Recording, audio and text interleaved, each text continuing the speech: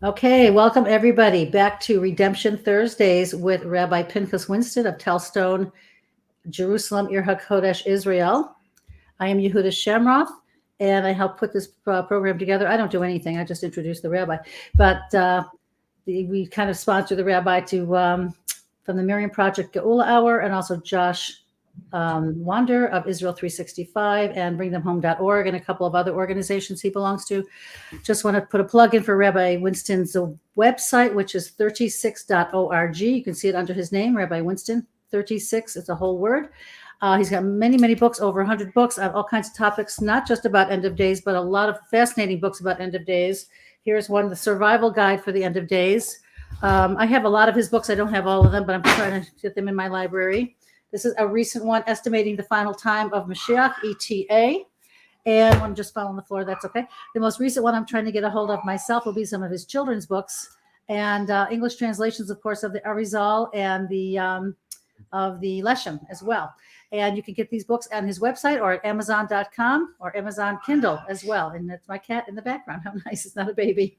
Okay, Rabbi, please take over. And everybody, please enjoy the shiur. Rabbi, what is your title? The War Against the Erev Rav. Yeah, this is going to be great. Thank you so much. When you mention the word Erev Rav in certain circles, it kind of sends a shiver up and down people's spine. My first exposure to the Erev Rav, I think, 100% sure, but if I recall correctly, was watching the Ten Commandments movie with Charlton Heston long time ago. And they were the bad guys, the ones who were like literally the thorn in Moshe Rabbeinu's side.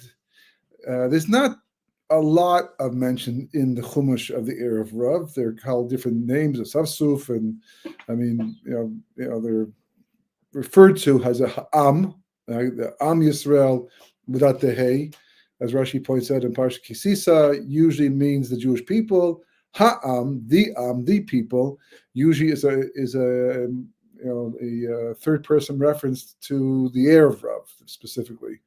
And on one hand, they don't look like they're such a major component, except for the fact they are the ones responsible for the golden calf, which basically knocked Jewish people out of the geula framework until Mashiach finally comes. We pay for that every generation. There's some aspect of the golden calf being paid for. But most of the story involves the Jewish people, and every once in a while they speak up and do something and cause trouble. But the truth is that the Erev Rav is a much larger component in history. The mixed multitude, as they are called. Why are they called the mixed multitude? Because basically they were once Egyptians. You don't know that the backstory is not in the Chumash, and not even so much in the Medrash. Most of it, I think, comes from the Rizal, maybe other deeper Midrashim. But when you hear the full story, all of a sudden it becomes clear that they are not only a force to be reckoned with, but that they are really the main battle that the Jewish people are fighting, especially at the end of days. And to quote the Vilna Gaon, he says basically that the main drive of the Erev Rav is to unite Yishmael with Esav, or the Western world with the Arab world today, against the Jewish people. And their main thing is that they work by what he calls achizas anayim, which is like magic, trickery, but it means like deception. Right? They make it look like they're doing one thing, but they're really doing another thing, which is much worse. You don't pick up on it much later on until it's too late. But that's what they work, and he goes on to say, this is the Vilna Gaon, the Gra, as he's known, that it's the worst battle of all for the Jewish people against the Erev Rav, and we'll see why that's the case. And there's no neutrality, there's no neutral ground. You can't not be involved in the war. Somehow you're involved in the war. If you're not fighting against the Erev Rav, de facto you are part of the Erev Rav, and that's not a good thing. In fact, the way the Gra says it, it's better a person wasn't born at all. That's the way he leaves it. And then he describes a little bit about what to expect. But the Zohar identifies 5 different categories of Erev Rav, which will go in later on, Be'ez Hashem, and then they'll go across that as well. It's not exactly what you think. They actually have the names. The acronym for the 5 categories are actually Negara, which means a bad plague, like something very, very negative. And it stands for Nephilim, Giborim, Amalekim, Anakim, and Raphaim. And these are names from the Chumash that show up back in Parshas Bereshis, and we know about these names, and it doesn't actually mean the people themselves, but that the Erev Rav will have these traits of these particular biblical figures or nations, which show up today. Just as a sample, which is, when I finished reading the list for the first time, I became nervous because you start to wonder, well, do I fit into one of those categories? How do I know I'm not part of the Erev Rav? You hope you're not, but there's different levels. There are more mild forms of the Erev Rav, and there's more charif, more difficult forms of the Erev Rav, the most dangerous ones of all. And one category of Erev Rav that the Zohar brings down is people who sponsor the building of shuls or Sifrei Torah purely for their own name, not because they're trying to do a nice thing or a good thing, but they just want to become famous, they want to become well-known, want to become liked by everybody else for their chesed that they're doing. And that can be a category of Erev Rav. And that's pretty close to what may happen to a lot of people. You have to really check it out and make sure you have the proper intentions when you donate things and you give things. Now, it can't be for your own glory and importance. It has to be for the sake of Hashem and the Jewish people, for the mitzvah. Otherwise, a person can find themselves in the category of Erev Rav. I guess it's possible to go in and go out, depends upon the person, and the lesser forms of Erev Rav might even become Bali Tshuva at some point. Do they have to all be Jewish? I'm not sure, not quite sure, because originally they weren't. But this is where the discussion becomes interesting, because it's not exactly 100% clear, according to all the commentaries, who the Erev Rav was exactly. According to the Or Chaim, for example, then at the beginning of Parshat Beshalach, coming up in a few weeks, he says that the Erev Rav really just spies for Pharaoh. That Pharaoh knew, because don't forget, as you see in this week's Parsha, that Moshe first approached Pharaoh and said, we're going for 3 days. Doesn't seem to be coming back, by the way. But he says, we're going 3 days journey into the desert to sacrifice to God, because we can't do it in Egypt because it's an abomination to the Egyptians and they'll stone us. So therefore, we have to go 3-day journey, and Pharaoh wasn't born yesterday. And he suspected that they might, the servants who are enslaved, what is going to bring them back home again, or back to Egypt, not home, but back to Egypt. So therefore, he sent the Erev Rav along to cause trouble. And you actually see in Parshas Shlach Lecha, was it Parshas Shlach Lecha, right? That there's a call to go back to Egypt, and a couple of times they talk about how it's better back in Egypt, and the Erev Rav stirs things up and tries to get people to go back to under Pharaoh. That's what Pharaoh intended when he let the Erev Rav go along with them into the desert. They're just a way to make sure that he kept control of his possession even when he wasn't there. That's the Or Chaim. Others, did they convert? Were they actually Jews or not? So probably the definitive source on this discussion is the Arizal himself, Yitzchak Luria. And even though we really don't get introduced to the Erev Rav until next week's Parshas Bo, when the Jewish people are leaving Egypt, and it says after 430 years, the Jewish people finally left Egypt, and it happens to mention that Moshe took the Erev Rav along with him as well. It doesn't say that Moshe did. The Medrash says that Moshe. It doesn't say that God didn't, don't bring him. But the discussion, according to the Medrash, was that God said, don't bring him. And Moshe said, no, but just think, we bring him, and they come under the kanfei Shechina, the wings of the Shechina, and they become part of the Jewish people. So then we'll have advanced the cause of geula tremendously, sped things up. God says, they're not quite there yet. They're not ready yet. Leave them. They'll be a thorn in your side. Moshe says, well, you tell me no. And God says, no, I'm leaving it up to you. And Moshe decides himself to take them up. Later on Mount Sinai, when Moshe is being berated by God because of the golden calf in the camp below, he says, your people, meaning the Erev Rav that you took out, they're your people, that they caused this problem. They ruined everything. They literally ruined everything. If the Erev Rav had not come out of Egypt, the Jewish people would have gone to Mount Sinai. It's clear. Receive the Torah. We would have said Nasa v'Nishma. Nothing would have gone wrong. We would have gone to Eretz Yisrael 11 days later, and the redemption would have occurred. But all because of the Erev Rav. Moshe, who's the great leader saving the Jewish people, is the savior, and he's sacrificing his whole life, the entire time, for Klal Yisrael, for the Jewish people. And, he's the teacher of teachers. All the Torah comes through him. It's called Torah's Moshe, the Torah of Moshe. right? Yet his mistake, seemingly, is the mistake that explains why we're still in history, in the world the way it is right now. And history is the way it is at this time. And the Jewish people have suffered for thousands of years. That's what it seems like. Why was Moshe so insistent? Why did he decide to bring the Erev Rav out? Why was he so connected? I mean, any other person, any other leader would have said, who needs it? We already lost 4/5 of the Jewish people in Makas Choshech, in the plague of darkness, who didn't want to go out. And they were a problem the entire time. With Das and Vaviram, they were Jews, full-fledged Jews, and they were a huge thorn in Moshe's side, and prickles in his eyes, and he was like all those negative things. Why bring them along, especially when you find out how many of them there were? In the end, 3 million Jews left, and according to the Arizal, there is 30 Erev Rav for every Jew.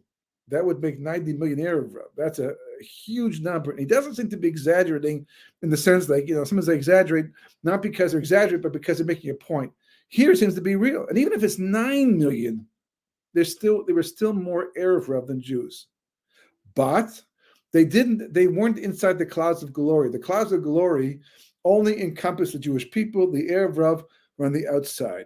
And in Shar HaPsukim, the Arizal explains the differences between the Erev Rav and the rest of the Jewish people, how Moshe talked to them, how they treated them. And it turns out there's different nuances in verses where if you know what's going on, then you can see it's talking to the Erev Rav or the Jewish people.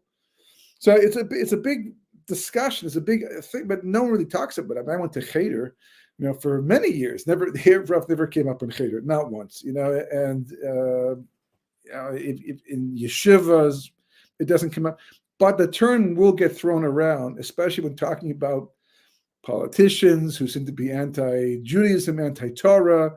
A lot of people on the left, there's a sefer, which I've quoted many times before in the past, called Achos Kereshis, and he has one section about the Erev Rav, and his introduction is that be careful, because it's not so clear-cut to identify who's just a secular Jew or uneducated or had some bad experience growing up and therefore they're angry versus actual Erev Rav itself. So that's going to be part of the discussion. How do you deal with it? If there's a war going on, know thine enemy. You have to know who you're fighting against, because if you don't know your enemy, how are you going to fight against it? And if we can't identify clear-cut who the Erev Rav is, and how do you fight the war? So these are all important questions. But the first introduction to the Erev Rav seems very, very passive, very, very safe. It just says Moshe took them along. And we don't hear about them again really until the golden calf, when they perpetrate their major catastrophic mistake by wooing 3,000 stragglers, Jewish stragglers away. The rest of the nation didn't involve. The bulk of the Jewish nation, the vast bulk of the Jewish nation did not get involved in the golden calf. So why are we held so responsible? Why are we still paying the price for it? Because we didn't stop it either. And that was the mistake we made. Also, we tested God, wondering if he's going to punish us and cut us off because of what they did. It shouldn't have happened, but it did happen. And not only did it happen, but it was meant to happen, going all the way back to creation, because as we've spoken about in the past, and the Medrash says quite clearly in Koheles Rabbah and Medrash Tanchuma, and Kabbalah explains that everything that's happened in history was destined to happen since before creation itself. How does free will fit into the picture? Not a problem. The events had to happen. Who carries them out? Who's the one responsible? Who pulls the trigger? Who's the one that gets shot, God forbid? That depends upon people's free will choices. To be there, not to be. It's like an actor in a play, right? The screenwriter writes the play, puts down the names of all the actors. They have personalities and all the details, but he hasn't necessarily decided which actual real people will play those parts. He gets a bunch of portfolios, CVs, and documents about and past roles they've played, and then he examines or she examines each one of them and decide they cast based upon who fits the part the best, who's going to be the best one to carry this thing out. Likewise, God does the same thing as well. That we make our free will choices. This discussion requires a lot more depth to it because it's not 100% exactly like that, but it's close enough for the time being to understand how free will can still work with predestined history. The history itself is predestined. The people, the roles they play, that is a function of free will.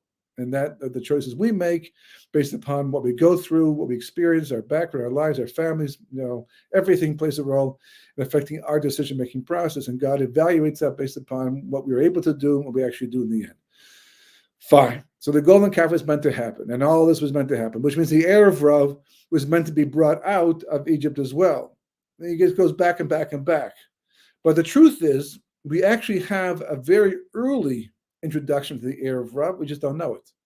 It's just not clear to us. You take someone like the Arizal to explain it. Although the truth is, I had this question myself for many years. I had no way to answer it.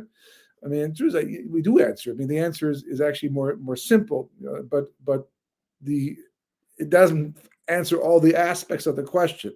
Why? Because it says in the Parsha, back in last week's Parsha Shmos, after it tells us that all the Jewish people, all the brothers, Yosef and his brothers had all died off because the actual oppression could not begin until after the death of Levi, who was the last surviving brother. Because as long as there was somebody still connected to Yosef, who was a reminder of the good that Yosef did for the Egyptian people, it was kind of hard to oppress his descendants. But once Levi died off, so then there was no connection anymore to the family, and that's when Vayekam Melech Chadash, a new Pharaoh rose up. And I just want to take one moment to talk about that verse, because that's a big verse in a lot of Meforshim, but historically it's an extremely important insight, because when I was a teenager, I was taken to my parents took me to kind of a film festival. It's kind of hard to call it festival because it was nothing festive about it. But basically it was Nazi propaganda films. They were produced by the Nazis themselves. A lot of them were when he was talking to stadiums filled like 50,000 people at one time. And I wasn't really interested so much in things like that at that stage of my life, but it was mesmerizing. I mean, I was like my body was like so, it was so eerie. It was so, literally it stayed with me after, and like 50 years later, it's still in my mind because it had such an impact on me. And what was so impactful was the fact that one man could stand up in front of 50,000 people, and through his speech and the words and the way he spoke them, could literally bring that many people together and put them all on the same page, and not a nice one, to become, the German people themselves have a certain nationalism built into them that he played off of. Not everybody has that same sense of nationalism, and not even today. But they did, and they certainly did at that time, and he built upon that. But it was incredible. I mean, that's what I walked away thinking to myself. It's incredible that one man could get up and galvanize so many people to do such horrific things. And the truth is that Rav Shach Tzitzal, one of the Gedolim, the great rabbis of our generation, but he passed away several years ago already. He once came to speak at Eish Torah. I was not there at the time. It was before I was there. I was told that he came to speak. It was a very rare occurrence for him to do that type of a thing. And spoke in Hebrew, of course. And he came and he was saying he was outreach and how important it is. And he was saying that what you learn from the Holocaust. You learn that if 6 million, if one man can kill 6 million people, be responsible for the death of 6 million people like that, then one man can actually give them life. One man can actually make car with it. One man can bring the Jewish people back. So don't underestimate the power of a single individual. Now, there's a big difference. The big difference is that he was talking to their Yetzer Hara. It's much easier to talk and galvanize people if you're talking to their Yetzer Hara, because that's the fun of life. That's the all the excitement in life. You're talking about doing Kiru, you're talking to the Yetzer Tov, and most people not even touch with the Yetzer Tov. But on the other hand, you get a lot more Siyata D'Shmaya. Goes into outreach knowing that God will help you be successful, even though you're selling something that most people don't want to buy. But miracles happen. But the idea is a single individual can have phenomenal impact on a lot of people. And one of the reasons why we have been stuck a lot of times in nations and countries and did not get out, even though the anti-Semitism was quite bad already, was because it wasn't organized.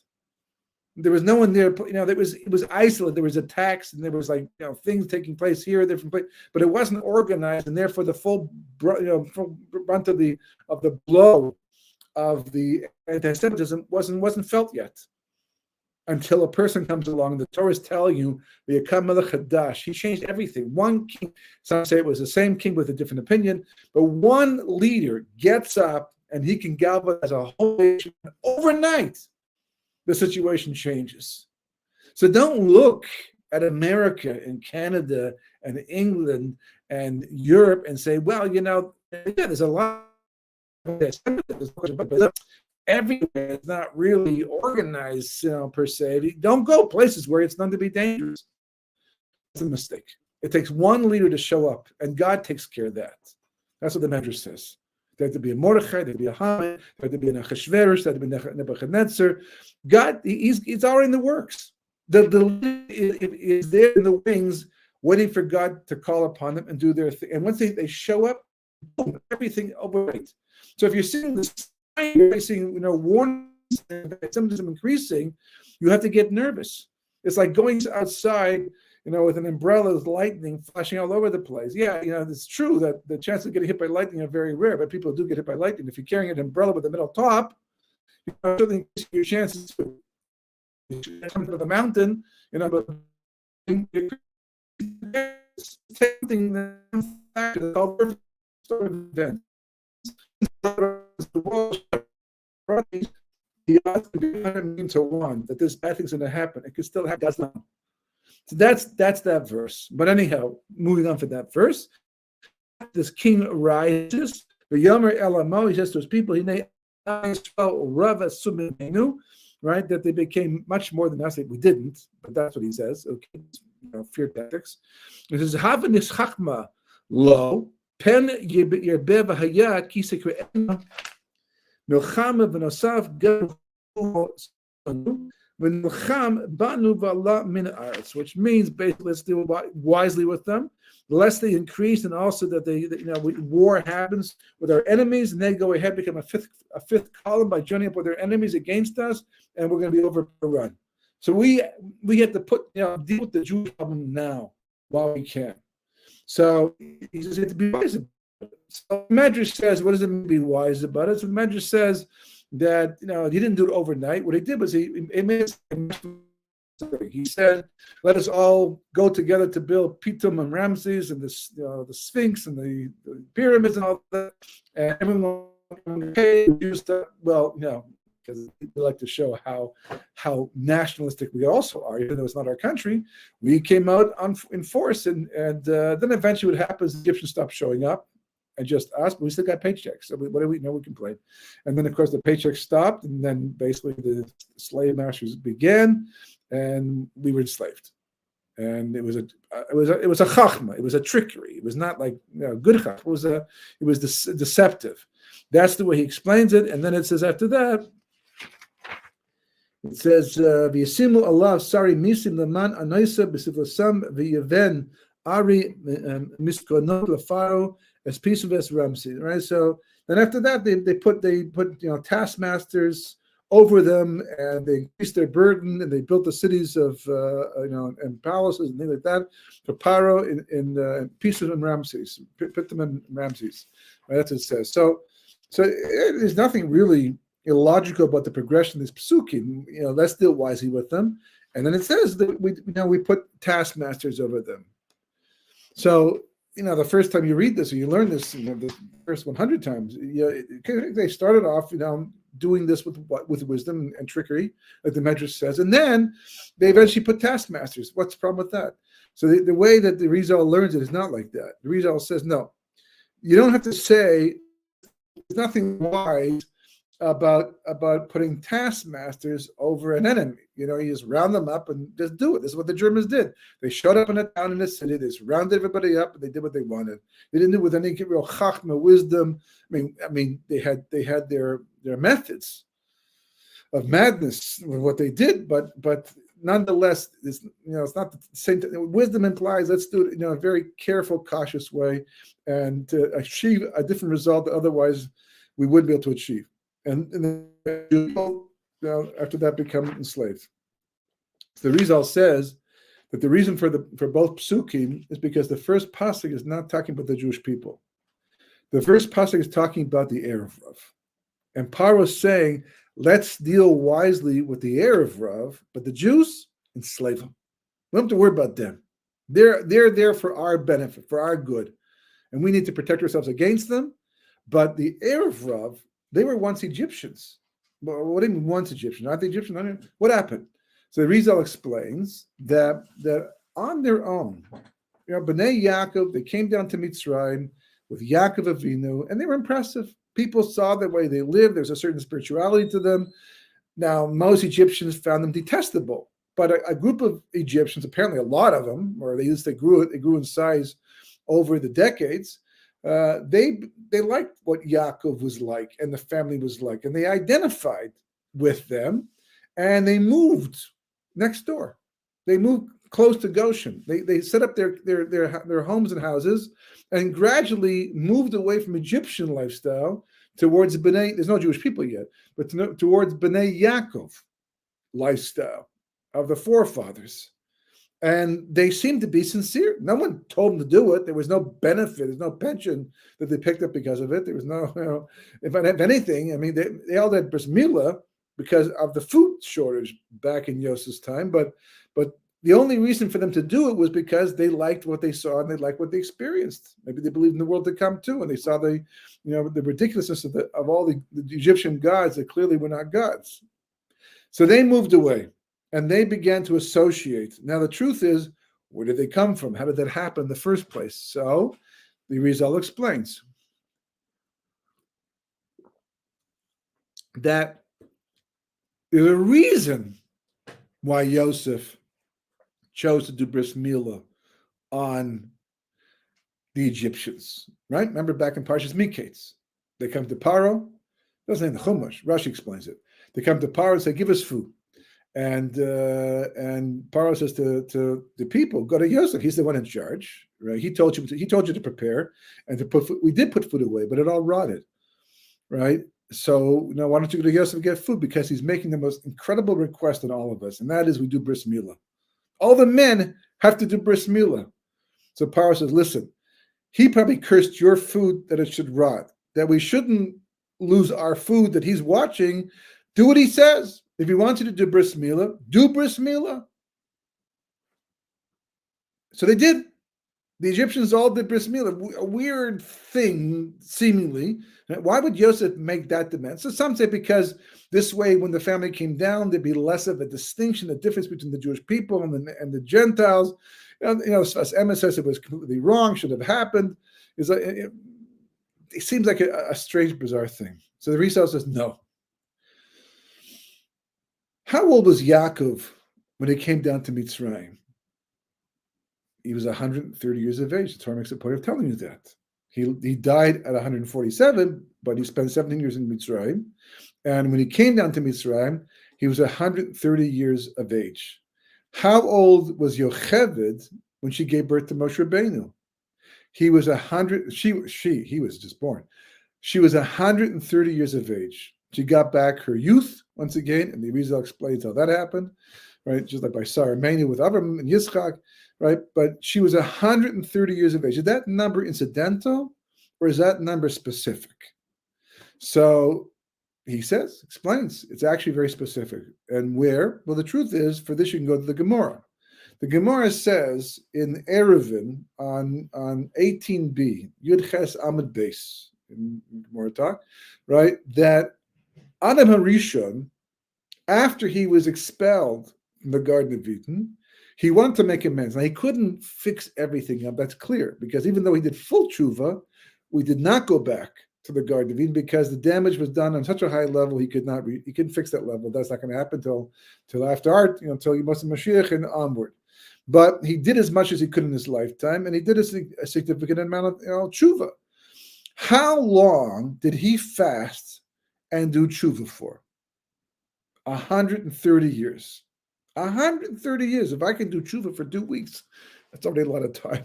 So, a couple hours, pushing, it's long, it's tiring. It's 130 years of doing tshuva fasting. I guess he ate at nighttime, like they do those short fasts. I don't know. Maybe it was a miracle, but that's he and Chava together. They both, separately, they did tshuva for their affair. Why 130? So that's Kabbalistic, because he did this. The chet damaged the spheros. What's a sphera? Different discussion. You can look up today. You can look up online Wikipedia. Look up sphere. It'll tell you what a sphere is. But it's the components, the spiritual components of creation. So he damaged 5 of those. There's 10 altogether in every unit. There's 10 spheres. And he damaged 5. We call the gvuras, the not the chesed, but the other side. The gvuras, the strong, the ones that create judgment and even the ultimate source of evil in creation. And each sphere corresponds to Hashem's name, Yud Ke Vav Ke, which has a gematria, numerical value 26. Yud plus Hey plus Vav plus Hey is 10 plus 5 plus 6 plus 5 equals 26. So altogether, Adam damaged 5 spheres of 26. 5 times 26 is 130. So therefore, to fix up the 130 damage he did, he fasted and he did tshuva for 130 years. But like a lot of things in life, you make soap, for example, right? There's all kinds of pollution that comes from soap factories. I don't know if it still does today.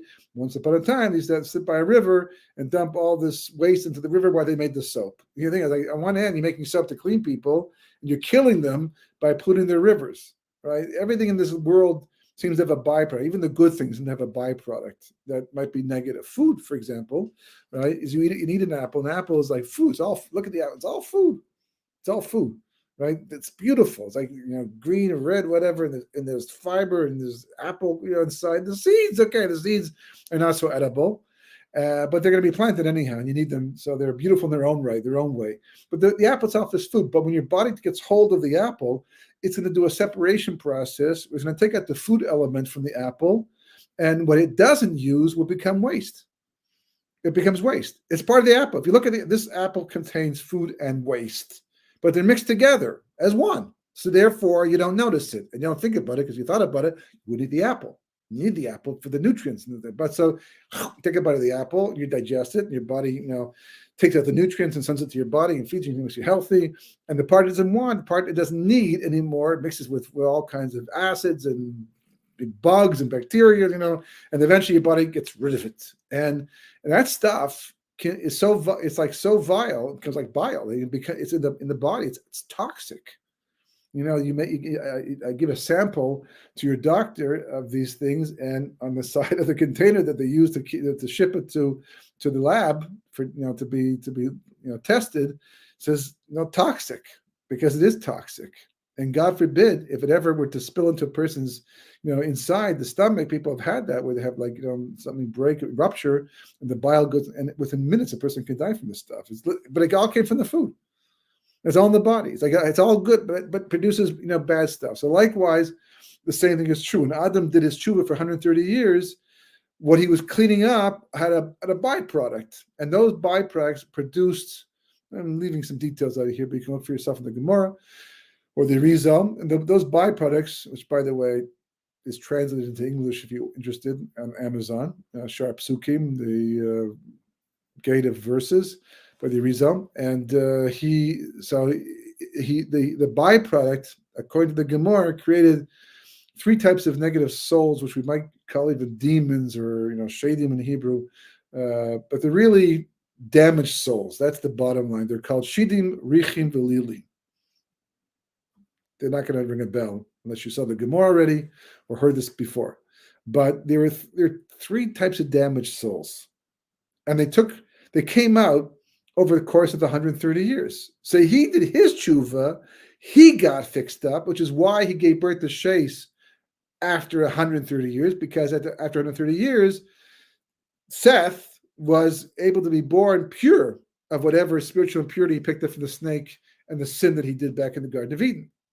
So, but he left behind, waste, so to speak. was all meant to be. It wasn't an accident. This is all part of the process. Just like the eating Meiz Das Tova Ra is also part of the process. And that you can read about in the Leshem translation. But this waste product had to be rectified. It's one thing for, the body gets rid of unwanted, food, it just dissolves or decomposes in the ground and it's gone. That's its tikkun.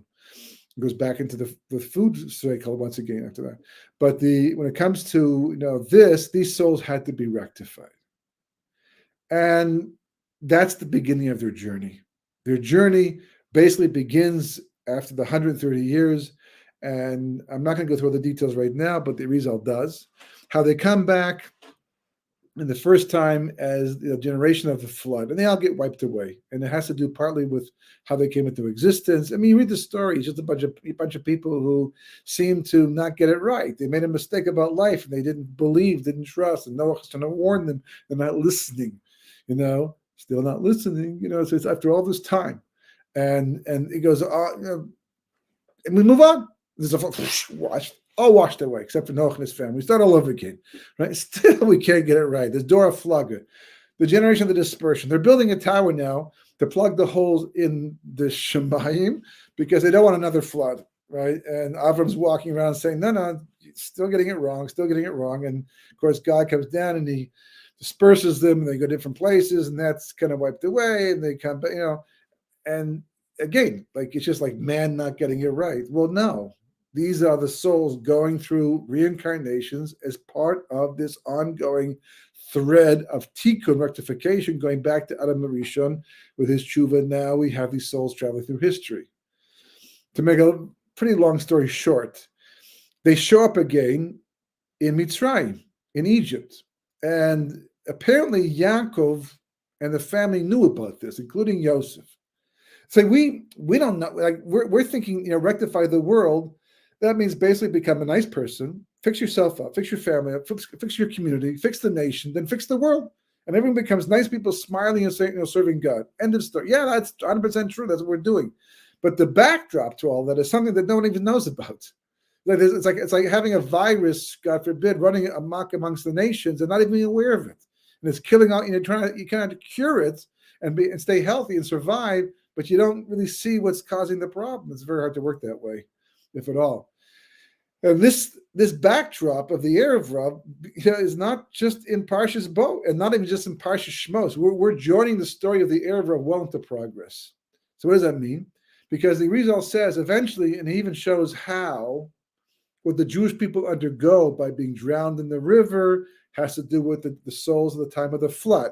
Building, Piptim Ramses and the slavery to build the pyramids and all that goes back to the Tower of Babel, Migdal Babel, and what they did back there. So it's all tikkun for all this long history that goes on until Mashiach comes.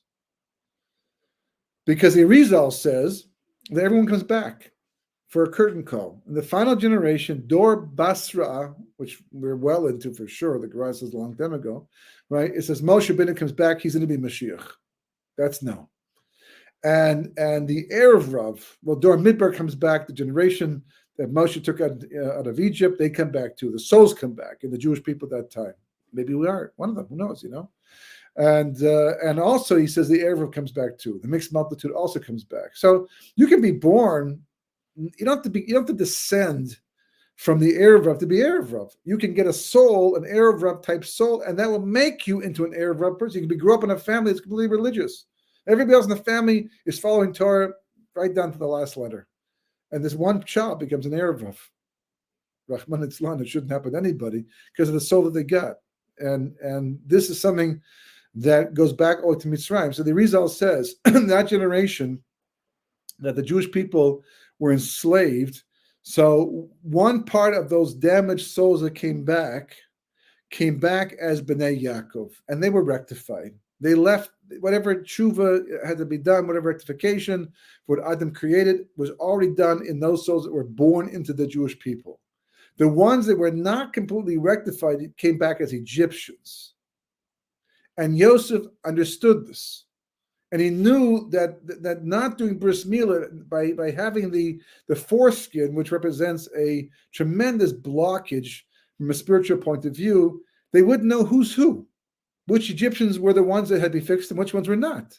So the moment that he had bris mili, he looked at the hashgacha pratis, the divine providence, and said, "Why would God bring this famine and put me in power if not for me to further the cause of fixing the Erev Rav, or at least these souls, not yet killed Erev Rav yet, right?" But so he said, "Okay, let me take advantage of my position for good, and I'll do bris milah on everybody." And he was right, because the moment he did that, all of a sudden, a group of Egyptians began to gravitate towards Yaakov's family. And Yaakov came down at 130 years of age because that was to indicate that he was going down to Mitzrayim to finish off what Yosef had started, to fix these souls, because when these souls are fixed one way or another, either they're gotten rid of from creation or they do tshuva and they get fixed up, Mashiach comes. Mashiach will not come while the Erev Rav is still Erev Rav.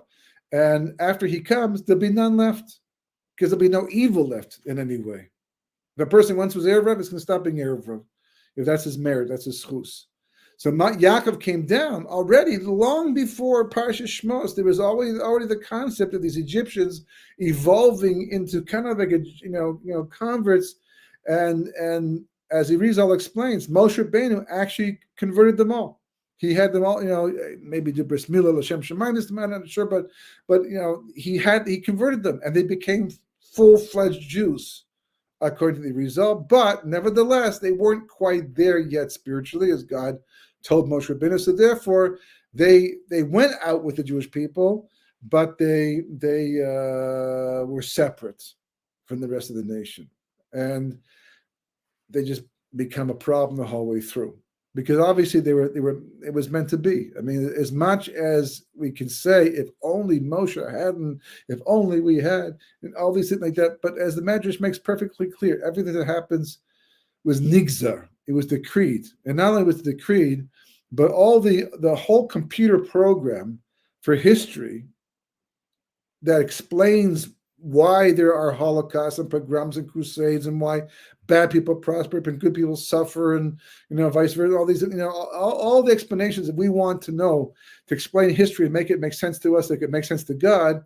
That's all hidden away on a level of spheres that we can't access. Not even the great Moshe Rabbeinu. As God said, "No man can see my face, because no man can see my face and live." Meaning what? Meaning that the information you want will only be available in the future. Not right now. It's on too high a level. It's too primordial. In the meantime, I'm giving you a Torah. I'm giving you instructions. I explain to you how to live your life. Is there free will? Doesn't make a difference. God said there is. If God said there is, you act as if there is. And you make choices as if those are choices. You can question all day long. And say, "Am I really here?" All interesting questions. But the Torah tells you what you're supposed to do. And that's the definitive reality for everybody in the end. And you can ask the questions and they'll be answered later on. But in the meantime, we have what we have, and we follow it and do the best we can. A person can say, "God, we and I both know that there's no such thing as free will, really, because you're everywhere doing this at all times. So therefore, how can you be responsible?" God will say, "That's not your business. If I tell you there's free will, you act as if there is, and I'm going to deal with you as if you had it and didn't use it. So what do you gain by questioning in the end?" But it's just an indication how primordial the basis of the mixed multitude actually is. They existed long before Cecil B. DeMille made the Ten Commandments. They've been going back all the way to Adam Arishon. And the truth is, even before that, because if you really want to get Kabbalistic, the basis of the Erev Rav is pre-creation. There's this concept that you don't hear about in Cheder, right, or seminary so much, if at all, right? But there's this concept called Shviras HaKelim, the breaking of the vessels. We're not talking about your mother's favorite dish. We're talking about pre-creation spheres that God created to break, and because we needed to, for the sake of making evil possible. Because without evil, there can't be free will choice. And life is about free will choice, and therefore God did this whole process. But the root of the Erev Rav is actually pre-creation. And they come back in every generation post-creation, and the Gemara says that they're the most chutzpahdik people in every generation. So if you're going to be chutzpahdik, you got to ask yourself, where's that coming from? And you have to be careful. Humility, anyhow, is the basis of all all life, all good life from the Torah perspective. Anyhow, that is basically an introduction to the Erev Rav, where they come from, how central they are to the entire story, why they have to be part of the entourage that leaves Mitzrayim, how they undermine everything. The question we need to deal with now, and not today, but there's Rosh Hashanah next week, so just next part 2 is next week, is Rosh Hashanah. That is what does that mean today? Now because at the close of the Chumash, you don't see Erev Rav mentioned again anywhere in Tanakh. They're not mentioned again. Clearly they disappeared. They didn't, clearly.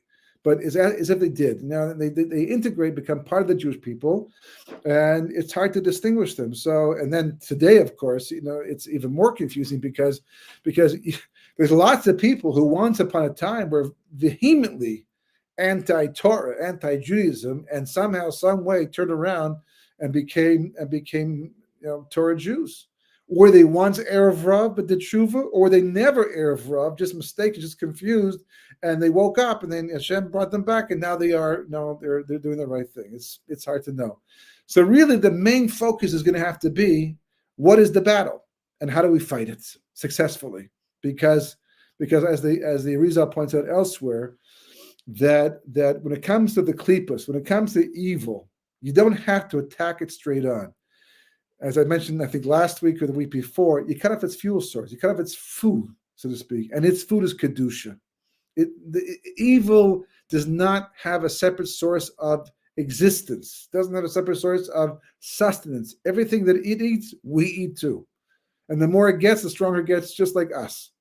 We're talking not physical food, we're talking sparks, lights, So you have to cut the sparks off. If you deny the klipos of sparks, and there's a specific way to do that, then they will die on their own. They'll just die off. And even historically, you find this a lot of times, that movements that seem to be growing the wrong direction from an anti-Torah way disappeared on their own because they got cut off somehow. Just didn't work. Even in politics, this is quite a few times this has happened. So we'll talk about this, Rosh Hashem, and go into more detail, God willing, next week. Have a wonderful Shabbos.